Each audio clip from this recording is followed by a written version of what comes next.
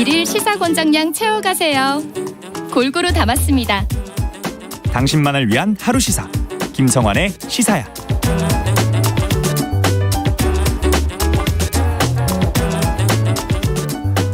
나토 정상회의 참석자 스페인을 방문 중인 윤석열 대통령 조금 전 한미일 정상회담을 마쳤습니다. 그리고 나토 정상회의에 참석해 우리나라 대통령으로는 최초로 나토 무대에서 연설을 할 예정인데요. 이번 윤 대통령의 다자 외교전 어떤 의미와 성과가 있을지 민정훈 국립외교원 미주연구부 교수 연결해서 얘기 나눠보겠습니다. 교수님 안녕하십니까? 네, 안녕하세요. 네, 조금 전 한미일 정상회담이 이제 끝난 것으로 알려지고 있는 상황인데요. 이게 4년 9개월 만에 열리는 회담이더라고요. 이번 정상회담 어떤 의미가 있다고 보십니까? 네, 말씀해 주신 것처럼 4년 9개월 만에 열리는 3자 정상회담이었기 때문에 아무래도 관심이 많이 집중이 됐고요. 네. 또한 말씀해 주신 것처럼 25분 정도밖에 그 시간이 허락되지 않았기 때문에 아무래도 깊이 있는 얘기를 나누기는 어려웠을 겁니다. 그래서 한국과 일본의 새로운 정부가 들어섰고요. 그리고 한일 간의 관계가 좀 굉장히 지난 몇 년간 소원했기 때문에 그런 부분에서 한미일 간의 협력을 강화하는 그런 계기를 만든 것 그 자체로 의미가 있다고 생각하고요. 네. 그래서 그 정상들이 모두 발언에서도 그러한 부분을 잘 반영한 것 같아요. 주로 이제 3국이 공통적으로 관심을 가지고 있는 북한 문제에 집중을 하면서 네. 이제 3국이 북한 문제에 대응하기 위해서 협력과 공조를 긴밀히 해나가겠다. 이러한 부분에서 이제 의견을 같이 하고 확인하는 것이 가장 큰 의미가 있지 않은가 생각하고 있습니다. 근데 원칙적인 부분에 있어서 뭐 한미일 공조를 강화하겠다. 북한의 핵 위협에 대해서 이 부분은 이제 그 의미가 있다 이렇게 볼 수 있는데 만약에 공조를 한다고 하면 어떤 공조를 할 수 있을까요? 아무래도 그 윤석열 정부가 강조하는 것이 이제 원칙과 일관성 있는 대북 정책이고요. 네. 그리고 북한의 도발에 대해서는 단호하게 대응하겠다. 이러한 입장을 분명하게 내세우고 있고요. 그러한 그 입장이 미국과 일본에도 이제 설득력 있게 받아들여지는 거라고 보고 있습니다. 그래서 대북 확장 억제력을 어떻게 3국이 강화해 나갈 것인가, 그리고 북핵 위협에 대응해서 3국이 군사적으로 어떠한 협력을 더 할 것인가 이런 부분에 있어서 본격적인 논의가 이루어질 거라고 보고 있고요. 예. 그렇기 때문에 이번 한미일 정상회담에 대해서 북한이 민감하게 반응하는 것도 그 이유가 거기 있지 않은가 생각하고 있습니다. 네. 그리고 한일 정상회담이 이루어질지 이 부분에 대해서도 관심이 쏠리지 않았습니까? 근데 기시다 총리하고 윤 대통령이 한 3분에서 4분 정도 짧은 대화를 나눴다고 하더라고요. 근데 이것도 뭐 상징적인 의미에 있어서 서로 간에 앞으로 있을 좀 긴 한일 정상회담의 전초전 성격을 갖고 있는지는 모르겠지만 이게 한일 관계 개선에 있어서 일종의 계기가 될 수 있을까요? 예, 그렇게 보고 있어요. 왜냐하면 언론 보도에 많이 나오고 있는 것처럼 한국과 일본의 국내 정치적인 상황이 어떤 양국 간의 관계를 개선하는 데 있어서 특히 역사적 문제를 개선하지 않고 한국과 일본이 경제하고 안보 부분에서 가까워지는 거에 대해서 굉장히 좀 조심스럽게 보는 분위기가 팽배해 있고요. 특히 이제 일본 같은 경우는 다음 달에 참여연 선거가 있기 때문에 네. 일단은 그 자민당이 선거에서 승리를 하는 것이 국내 정치적으로 중요하기 때문에 보수권자들의 심기를 건드릴 수 있는 어떤 한일 관계 개선에 있어서는 신중한 모습을 보이고 있다. 그래서 우리 대통령실에서 밝히고 있는 것처럼 내년 그 다음 달 참여연 선거 이후로 부터 시작해가지고 한미 간의 어떤 그 관계 개선을 위한 본격적인 움직임이 이루어질 거다. 이렇게 얘기를 하고 있지 않습니까? 네. 그렇기 때문에 조심스러운 부분이 있고요. 그리고 이 역사 문제라는 것이 단기간에 해결되기 어려운 것도 있지만 일본 입장에서 본다면 한국도 마찬가지겠습니다만 현재 그 역사 문제를 놓고서 한국과 일본 간의 어떤 주장이 팽팽하게 맞서고 있고요. 그 어떤 그 분야에 있어서 진전된 부분이 없단 말이에요. 그렇기 때문에 그런 상황에서 한국이든 일본이든 먼저 전향적, 선제적으로 뭔가 좀 양보하는 분위기를 보이는 것은 그것은 쉽지 않은 그런 정치적 움직임이기 때문에 여전히 조심스럽다. 이렇게 생각을 하고 있습니다. 굉장히 복잡하게 꼬여있는 역사 문제를 해결하기는 참 쉽지는 않을 것 같다 이런 생각이 드는데요. 그 중간 단계라고 할 수 있는 예를 들면 이제 수출 규제 이전이라든가 아니면은 좀 무사증 입국 문제라든가 이런 거는 그렇게 역사 문제가 다 해결돼도 해결할 수 있는 부분은 아니잖아요. 이 정도에 대해서는 양국 간에 좀 접근할 수 있는 여지는 없을까요?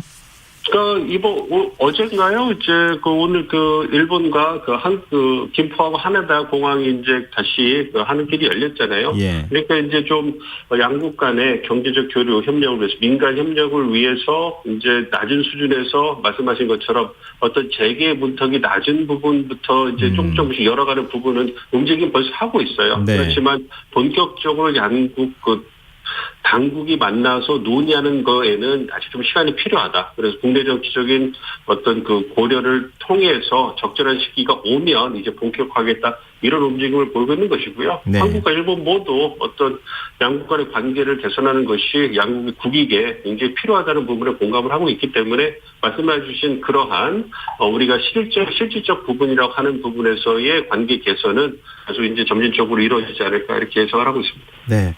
그리고 대한민국 대통령이 나토에 참석한 건 이번이 처음인데요. 아직 뭐 이제 관련되어 있는 회의 내용이 저희한테 전해지지는 않고 있는 상황인데 나토에 나토 정상회의에 참석했다고 하는 것, 이게 어떤 의미가 있다고 우리가 해석하면 좋을까요? 대통령실에서 밝히고 있는 것처럼 두 가지 측면의 목적이 있었던 것 같아요. 안보 측면에서는 북한의 비핵화에 대해서 나토 회원국과 파트너 국가들의 지지를 얻어내는 것. 그리고 이제 보다 더 강조하는 것이 경제안보 측면이죠. 그러니까 원전이라든지 반도체, 방산이라든지 이러한 우리에게 굉장히 경제적 이득을 줄 수 있는 중요한 그런 경제 분야에서 유럽 국가들이 잠재력이라든지 협력 분야가 많거든요. 그렇기 네. 때문에 이번 정상회담을 통해서 이제 나토 정상회의가 물론 나토가 갖고 있는 군사 동맹이라는 성격이 있긴 하지만 많은 국가들이 거기 유럽 국가들이 참여를 하고 있기 때문에 이 기회에 초청국으로서 또 경제안보 측면에서 우리의 국익을 담보하는 이런 움직임을 갖겠다 이렇게 설명을 하고 있는데요. 제가 생각할 때는 무엇보다도 이번 윤석열 정부에서 내세우고 있는 것이 가치 외교하고 글로벌 중추 국가입니다. 이게 신정부의 외교 조직 기조거든요. 이 부분을 본격화하는 그런 계기가 아닌가 생각을 하고 있어요. 대통령께서 계속 강조하는 것처럼 자유, 인권, 민주주의 이런 보편적 가치를 바탕으로 해서 우리 한국이 이제 전 세계에 책임 있는 그런 국가가 선진국이 되겠다 이런 얘기를 하고 있고요. 네. 이와 더불어서 이제 우리가 갖고 있는 첨단 기술이라든지 미래성장 동력의 역량이 있지 않습니까? 네. 세계 최고의 어떤 제조 역량을 바탕으로 해서 글로벌 중추 국가로 이제 위상을 확립하겠다 이런 부분을 강조하고 있기 때문에 네. 가치 외교 측면에서 신정부 갖고 있는 그러한 철학과 신념을 보여주고 경제 측면에서 우리의 어떤 미래성장 동력 확보하는 측면에서 유럽을 끌어안는 그런 모습을 보이는 것이 초청을 받는 것과 더불어서 우리의 국익에도 부합했기 때문에 참석을 결정한 것이 아닌가 생각하고 있습니다. 네. 근데 조금 우려가 되는 측면도 있어요. 그러니까 나토 정상회의에 나토 정상회의를 개최하는 그 기본적인 취지라고 해야 될까요? 그게 일종의 이제 반러시아, 반중 연대를 강화하겠다. 이걸 지금 담고 있다고 볼 수 있잖아요. 근데 우리의 어떤 지정학적인 특성으로 볼 때 중국과 러시아하고 그냥 대립을 하게 될 경우에 나타날 수 있는 문제도 있잖아요. 한반도 위기 문제라든가 아니면 오히려 북한이 러시아하고 중국하고 더 가까워지면서 남북 긴장감이 더 높아진다거나 이런 문제로 또 연결될 가능성은 없겠습니까? 그러한 우려는 계속하는 것이 필요하다고 생각하고 있고요. 말씀해 주신 것처럼 이번 나토 정상회의에 우리 정부가 참석하는 것이 안보 측면이라든지 경제 측면에서 득이 되는 부분도 있긴 하지만 말씀해 주신 것처럼 중국과의 관계를 어떻게 관리해 나갈 것인가, 러시아의 관계를 어떻게 관리해 나갈 것인가, 이 부분에 있어서는 이제 과제로 남는다 이렇게 생각을 하고 있습니다. 말씀해 주신 것처럼 이번 나토 정상회의에서 어떤 새로운 전략 개념을 채택하는데 중국에 대한 견제가 최초로 들어온다고 이제 알려주고 있기 때문에 이 부분에 있어서 이제 중국이 굉장히 반발을 하고 있는 부분이거든요. 네. 이런 상황에서 한국과 일본 그리고 호주, 뉴질랜드 같은 아시아 태평양 지역 국가들이 정상회의에 참여하기 때문에 중국으로서는 나토의 어떤 그 범위가 인도 태평양 지역 혹은 아시아 태평양 지역까지 확대되는 거 아니냐 이거에 대해서 우려를 갖고 있고요. 예. 그 부분에 대한 우려를 부식시키는 우리의 외교적 노력이 필요하다. 그래서 정상회의 참석 전부터 이번 회의 참석이 중국과 러시아를 배제하는 것이 아니고 우리의 경제적 이익을 담보하기 위한 경제 외교의 측면이다 이런 걸 강조하는 부분이 그런 노력이 일하려고 생각하고 있고요. 정상회의 이후에도 한중 간의 경제협력이라든지 우호적인 전략적 동반적 관계는 지속될 것이라는 그런 메시지를 계속 중국 쪽에 발사를 해서 한중 관계를 관리하는 그리고 러시아와의 관계를 관리하는 이러한 외교적 움직임이 필요하다 이렇게 생각하고 있습니다. 근데 당장 중국의 경우에는 강력히 반발하고 있는 분위기지 않습니까? 이 정상회의 참석을 하고 전략 개념으로 우리가 거기에 동의를 어느 정도 한다 하더라도 우리 입장에서는 좀 국익에 맞춰서 어느 부분에 있어서는 좀 일정하게 거리를 두는 듯한 그런 태도도 필요할 것 같은데 이번 정상회의 때 윤석열 대통령이 어떤 태도를 취해야 된다고 보십니까?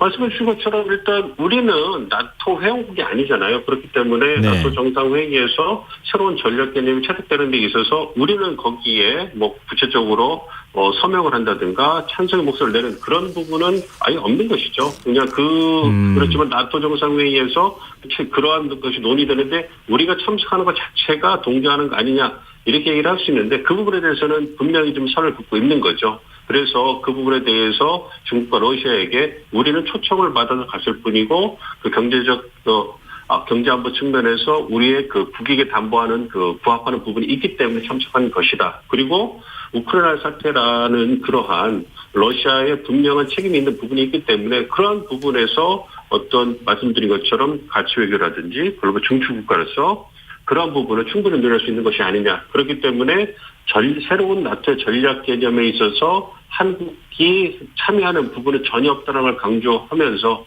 거리를 두는 게 필요하죠. 그 부분은 앞으로도 지켜질 거다 이렇게 생각하고 있습니다. 네. 근데 이번 나토 정상회의와 별도로요. 지금 북한의 도발 또 러시아의 우크라이나 침공 등으로 세계 질서가 지금 급변하고 있는 상황이고 경제적인 충격도 만만치 않은 상황인데요. 앞으로 미국과 중국의 대결 또 미국과 러시아의 대결 구도 어떻게 전개될 거라고 보십니까? 언론에서 많이 나오는 것처럼 신냉전 구도가 좀 심화될 거다 이런 얘기가 나오고 있고요. 그러한 움직임이 한동안 지속될 거다 이렇게 예상을 하고 있습니다. 이번에 나토 정상회의가 개최를 돼서 미국과 서방 국가들이 결집하는 모습을 또 보여줬고요. 그리고 이전에 이제 브릭스 회의가 열려가지고 중국과 러시아 그리고 다른 어떤 개발도상국이라고 할까요? 중국들이 모이는 그러한 모습을 보여줬잖아요. 그러니까 미국이 지금 동맹국들을 결집해가지고 첨단 기술이라든지 기술 패권 분야에서 또 공급망을 확보하고 새로 규칙을 만든 걸 선점하기 위해서 계속 내편 모으기를 하고 있거든요. 네. 그거에 대응해서 중국도 할 수 있는 것은 자기와 뜻을 같이 하는 국가들 모으는 것밖에 없거든요. 네. 그렇기 때문에 이제 그런 움직임이 신냉전이 아니냐 이렇게 얘기를 하고 있는데요. 과거와는 다르게 미국과 중국이 워낙 복합적으로 많은 부분에서 엮여 있어가지고요. 네. 과거처럼 미국과 소련 때처럼 냉전 때처럼 그 진영으로 갈라지기는 어렵습니다. 그래서 인도 태평양 경제 프레임워크에서 볼 수 있듯이 새로운 분야 있지 않습니까? 새로운 분야 그리고 미래 성장 동력, 네. 미국과 중국 간의 어떤 패권의 기술 패권에 있어서 격차가 굉장히 좁혀지고 있는 분야. 예. 미국이 중국의 추격에 대해서 굉장히 위협을 느끼고 있는 분야에 있어서는 이제 디커플링, 탈동조화. 그 안정적인 공급망 확보를 위해서 미국이 움직일 수는 있지만 그 이외의 전통적인 무역이나 어떤 교류 부분에 있어서는 지속이 될 거예요. 그렇기 때문에 우리도 그런 부분의 움직임을 잘 읽고서 이제 대응하는 게 필요하다고 보고 있습니다. 그래서 과거와는 좀 다른 양상의 어떤 진영 논리가 이제 형성되지 않을까 이렇게 예상을 하고 있습니다. 네, 알겠습니다. 오늘 말씀 여기까지 듣겠습니다. 고맙습니다. 예, 감사합니다. 예, 지금까지 민정훈 국립외교원 미주연구부 교수였습니다. 우리 잠시 기상 상황 속보 전해드리겠습니다. 경기도 수원시, 오산시, 평택시, 용인시, 화성시 지역에 호우경보가 발효됐습니다. 해당 지역에 계신 분들은 안전한 곳으로 대피하시고 라디오와 스마트폰